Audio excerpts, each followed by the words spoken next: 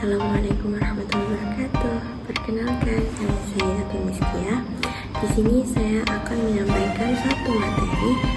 Tapi sebelum saya akan menyampaikan materi, mari kita berdoa bersama-sama. Semoga kita ketika belajar dimudahkan dan dilancarkan. Mari berdoa bersama. Bismillahirrahmanirrahim. Baik, sebelum melakukan kegiatan pembelajaran, mari kita siapkan terlebih dahulu buku, alat tulis, dan lampu segalanya. Bagaimana kabarnya semuanya? Apakah baik saja? Sepertinya baik ya. Alhamdulillahirrahmanirrahim. Baik, sebelum melakukan kegiatan pembelajaran hari ini, di sini saya akan menyampaikan satu materi, yaitu mengenai tentang menghindari akhlak madmumah dan membiasakan akhlak mahmudah agar hidup menjadi nyaman dan berkah. Baik, di sini saya akan tanya terlebih dahulu. Apakah ada yang tahu sih apa itu akhlak madmumah dan akhlak mahmudah? Kira-kira apa ya? Jika kalian masih bingung, mari kita bahas bersama-sama. Dan jangan lupa simak video ini. Yuk, simak videonya. Jadi, akhlak madmumah itu adalah akhlak tercela, sedangkan akhlak mahmudah itu adalah akhlak terpuji.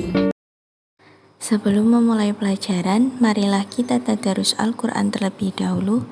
Quran Surah Ali Imran ayat 133 sampai 134 berikut ini. Bismillahirrahmanirrahim. Wasari'u ila maghfiratin min rabbikum wa jannatin 'arduhas samawati wal ard u'iddat lil muttaqin alladzina yunfiquna fis sarra'i wad dharra'i wal kadhiminal ghaidha wal 'afina 'anil nas wallahu yuhibbul muhsinin. Artinya, dan bersegeralah kamu mencari ampunan dari Tuhanmu dan mendapatkan surga yang luasnya seluas langit dan bumi, yang disediakan bagi orang-orang yang bertakwa, yaitu orang yang berinfak baik di waktu lapang maupun sempit, dan orang-orang yang menahan amarahnya dan memaafkan kesalahan orang lain. Dan Allah mencintai orang yang berbuat kebaikan. Baik, materi yang pertama yaitu adalah menghindarkan diri dari sifat temperamental atau ghadab. Ghadab atau temperamental yaitu sifat seseorang yang mudah marah karena tidak senang dengan perlakuan atau perbuatan orang lain. Sifat amarah selalu mendorong manusia untuk bertingkah laku buruk. Jadi ghadab ini adalah sifat seseorang ketika dia marah dan tingkahnya itu akan menjadi buruk. Kemudian lawan dari sifat ghadab yaitu adalah ridho atau menerima dengan senang hati atau dengan lapang hati, dan al-hilm atau murah hati dan tidak cepat marah. Maka dari itu sifat ghadab ini harus dihindari ya, karena akan menimbulkan masalah baru. Jadi ketika kita mendapatkan suatu musibah atau masalah, itu jangan cepat marah. Jadi kita tuh harus sabar. Baik, yang kedua yaitu penyebab dari sifat temperamental atau ghadab. Yang pertama ada faktor fisik atau jasmani, yang kedua ada faktor psikis atau rohani. Faktor-faktornya yaitu yang dari faktor fisik adalah kelelahan yang berlebihan, yang kedua kekurangan zat-zat tertentu dalam tubuh, yang ketiga reaksi hormon kelamin. Selanjutnya faktor psikis atau rohani. Yang pertama ujub atau bangga pada diri sendiri, yang kedua perdebatan atau perselisihan, yang ketiga senda gurau yang berlebihan. Yang keempat, ucapan yang keji dan tidak sopan. Yang kelima, sikap permusuhan kepada orang lain. Dan yang ketiga yaitu tingkatan dari sifat temperamental atau ghadab, yaitu yang pertama, ada golongan marah yang berlebihan atau ifrat.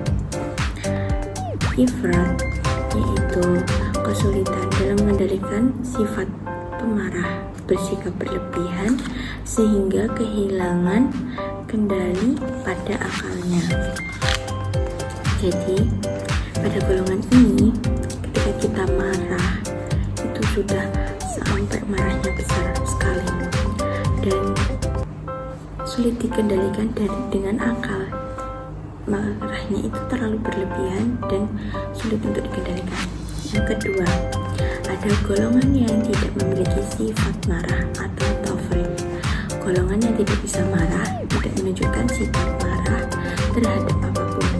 Jadi pada golongan ini, dia tidak bisa menunjukkan kemarahannya ketika dia sedang marah. Kemudian yang ketiga, ada golongan mampu berlaku adil atau i'tidal.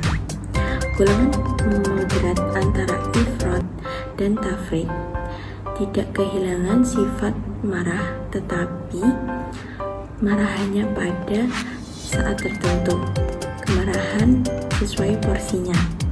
Jadi pada golongan ini dia memiliki amarah yang sesuai dengan porsinya dan tidak terlalu berlebihan. Baik, yang keempat yaitu cara menghindari sifat temperamental atau ghadab. Yang pertama ada membaca ta'awud. Jadi ketika kita marah, kita membaca ta'awud. Kita baca a'udzubillahi minasyaitonirrajim. Maka insya Allah suasana hati kita akan lebih tenang, karena marah itu resultan dari setan. Yang kedua yaitu merubah posisi. Yang awalnya kita marah pada saat berdiri, hendaknya kita duduk terlebih dahulu agar kita lebih tenang sedikit, perasaan kita, suasana hati kita agar lebih tenang dan tidak marah. Yang ketiga yaitu diam atau tidak berbicara. Karena ketika kita marah kemudian kita diajak bicara, pasti amarah kita akan semakin menambah dan semakin memuncak. Maka dari itu, hendaknya ketika kita marah, kita diam terlebih dahulu dan mendinginkan pikiran kita, hati kita. Yang keempat yaitu berwudu.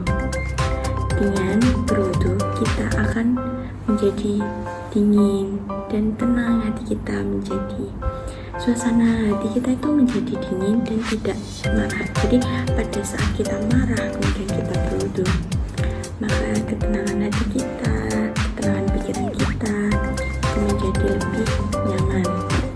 Yang terakhir, mengingat wasiat Rasul dan janji Allah. Baik, yang terakhir yaitu yang kelima, manfaat dari kita menghindari sifat temperamental atau ghadab. Yang pertama, menghindari dari permusuhan dan kebencian. Yang kedua yaitu membawakan kebahagiaan. Yang ketiga yaitu mendapatkan pahala yang besar. Baik, materi yang selanjutnya yaitu kontrol diri atau mujahadah an-nafs. Mujahadah sendiri berarti bersungguh-sungguh, sedangkan an-nafs adalah jiwa, nafsu dari diri. Mujahadah an-nafs adalah upaya sungguh-sungguh untuk mengendalikan diri dan menahan nafsu yang melanggar hukum Allah. Lawan kata dari mujahadah an-nafs adalah ittiba'ul hawa, yaitu mengikuti hawa nafsu. Yang kedua yaitu implementasi sikap kontrol diri dalam kehidupan. Yang pertama yaitu memikirkan resiko dan akibat dari setiap perbuatan. Jadi sebelum kita melakukan suatu perbuatan itu, kita hendaknya berpikir terlebih dahulu, nanti resikonya seperti apa, nanti yang akan terjadi itu kemungkinan seperti apa, seperti itu. Yang kedua yaitu sabar sabar dan tidak tergesa-gesa dalam mengambil keputusan. Jadi sebelum kita mengambil suatu keputusan, hendaknya kita berpikir terlebih dahulu. Apakah keputusan itu baik untuk kita? Apakah itu nanti keputusan itu akan merugikan kita atau tidak? Yang ketiga yaitu memperbanyak zikir kepada Allah. Jadi kita sebagai manusia hendaknya juga banyak-banyak berzikir kepada Allah dan senantiasa mengingat Allah. Yang terakhir yaitu berdoa dan memohon perlindungan oleh Allah. Jadi kita juga sebagai insan atau sebagai manusia hendaknya juga banyak-banyak berdoa kepada Allah. Yang ketiga yaitu pentingnya sikap kontrol diri dalam kehidupan. Yang pertama, menjaga kehormatan diri. Sebelum kita berbicara dengan orang lain, hendaknya kita menjaga tutur kata kita. Apakah kata kita nanti kita ketika berbicara kepada orang lain, tutur kata kita itu baik menyinggung dia atau tidak, menyakiti hati dia atau tidak. Jadi sebelum kita berbicara, hendaknya kita berpikir terlebih dahulu kata yang akan kita keluarkan akan menyinggung dia atau tidak. Yang kedua yaitu terhindar dari perilaku yang dapat merugikan orang lain. Jadi sebelum kita melakukan suatu perbuatan atau tindakan, kita berpikir terlebih dahulu itu akan baik untuk diri kita atau itu akan merugikan orang lain juga. Yang ketiga yaitu menyelesaikan segala persoalan dengan pikiran yang jernih. Baik, yang keempat adalah contoh perilaku sikap kontrol diri. Jadi terdapat 3, yaitu dalam lingkungan keluarga, dalam lingkungan masyarakat, dan dalam lingkungan sekolah. Yang pertama dalam lingkungan keluarga yaitu mengembangkan pola hidup sederhana, menghindari sifat boros dan berlebihan. Yang kedua yaitu tidak menciptakan keributan dan pertengkaran dalam lingkungan keluarga. Yang terakhir yaitu patuh pada nasihat kedua orang tua. Yang kedua yaitu dalam lingkungan masyarakat. Yang pertama menghindari konflik, menebarkan silaturahmi dengan orang lain. Yang kedua menghargai perbedaan, toleransi dan saling menghormati. Yang ketiga patuh dan tunduk pada norma dan aturan yang berlaku. Yang terakhir dalam lingkungan masyarakat. Yang pertama yaitu disiplin dan patuh pada aturan sekolah. Jadi tidak melanggar aturan yang sudah ditetapkan dalam sekolah. Yang kedua yaitu menghormati guru dan karyawan sekolah. Jadi kita harus tetap menghormati dan menghargai siapapun itu yang berada di sekolah. Yang terakhir yaitu menjaga perilaku hidup sederhana, tidak sombong, dan tidak gengsi dengan kehidupan maupun diri sendiri. Jadi kita tidak gengsi dan tidak sombong kepada siapapun. Yang kelima yaitu hikmah dan manfaat dari perilaku sikap kontrol diri. Yang pertama yaitu mampu menahan emosi dengan baik. Jadi kita mampu menahan emosi kita dari segala godaan maupun dari setan, dari hawa nafsu kita, itu kita mampu menahannya. Yang kedua terhindar dari sifat serakah dan tamak. Yang ketiga terhindar dari kesalahpahaman. Yang keempat sabar dalam menghadapi musibah dan cobaan dari Allah. Nah, pada pembahasan ini, sabar dalam menghadapi musibah dan cobaan dari Allah ini, kita itu harus banyak bersabar dan menahan emosi kita agar kita itu tidak tergoda dengan setan dan tidak terlalu hawa nafsu kita itu tidak terlalu banyak agar kita mengundang kita untuk marah. Maka dari itu kita harus sabar dalam menghadapi apapun itu musibahnya. Yang terakhir yaitu mampu bersosialisasi dengan baik di masyarakat. Jadi kita juga harus bisa saling bersosialisasi di masyarakat. Kita tidak boleh hanya bersosialisasi dengan hanya teman itu saja. Kita harus bisa bersosialisasi juga dengan semua orang, banyak orang, agar menambah relasi kita. Baik, materi yang terakhir yaitu adalah membela kebenaran atau syaja'ah. Syaja'ah yang berarti berani atau gagah. Menurut istilah, syaja'ah adalah keteguhan hati, kuat pendirian untuk membela kebenaran dengan cara kesatria dan terpuji. Lawan kata dari syaja'ah adalah jubun atau penakut. Jadi sifat ini condong ke sifat yang lemah dan pengecut. Apabila keberanian yang bersifat berlebihan dan cenderung keras kepala, keras hati, dan membabi buta disebut tahawur, artinya yaitu nekat. Orang yang disebut pemberani adalah orang yang tidak takut menghadapi apapun demi membela kebenaran dan siap menerima resiko apapun. Kedua yaitu implementasi sikap berani membela kebenaran. Yang pertama yaitu berani menghadapi musuh di medan pertempuran atau jihad fisabilillah. Yang kedua yaitu berani mengatakan kebenaran. Yang ketiga yaitu berani menyimpan dan menjaga rahasia. Yang keempat yaitu memiliki daya tahan tubuh yang kuat. Yang kelima, mampu mengendalikan hawa nafsu. Yang keenam, yaitu berani mengakui kesalahan. Yang ketujuh, yaitu berani objektif menilai diri sendiri. Dan yang ketiga, yaitu faktor pembentuk sikap berani membela kebenaran dalam kehidupan.